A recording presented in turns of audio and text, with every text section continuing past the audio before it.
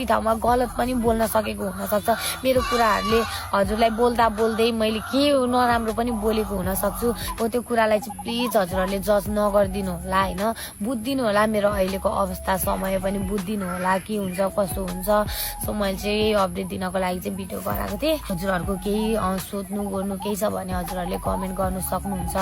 So अब म चाहिँ भयो भने भोलि नत्र पर्सिदेखि चाहिँ म भिडियोहरू जतिसक्दो राख्ने कोसिस गर्छु। अनि त्यही नै हो साथीहरू, जिन्दगीमा जति नै दुःख परे पनि हामीले खुसी नै भएर देखाउन पर्ने हुन्छ होइन, खुसीका साथ नै जिन्दगी बिताउन पर्ने हुन्छ। अब भोलिको दिनबाट योभन्दा अगाडि मेरो जस्तो खालको भ्लगहरू आउँथ्यो मैले त्यसलाई नै कन्टिन्यू गर्छु। हजुरहरूले पनि मेरो भ्लगहरूलाई चाहिँ आजसम्म त यति धेरै माया साथ सपोर्ट दिइरहनु भएको छ। अब भोलिको दिनमा पनि यस्तै माया साथ सपोर्ट चाहिँ दिइरहनु होला। मैले भन्नु खोजेको कुराहरू मैले तपाईँहरूलाई स्पष्ट तरिकाले भन्न नसके पनि आशा छ हजुरहरूले बुझिदिनु हुनेछ। यति धेरै तनाव र टेन्सनको बिचमा मैले आज बोल्दा बोल्दै कतै केही गलत बोलिहालेको थिएछु भने पनि प्लिज मलाई जज नगरिदिनु होला। यस्तै माया साथ सपोर्ट चाहिँ सधैँभरि दिइराख्नु होला।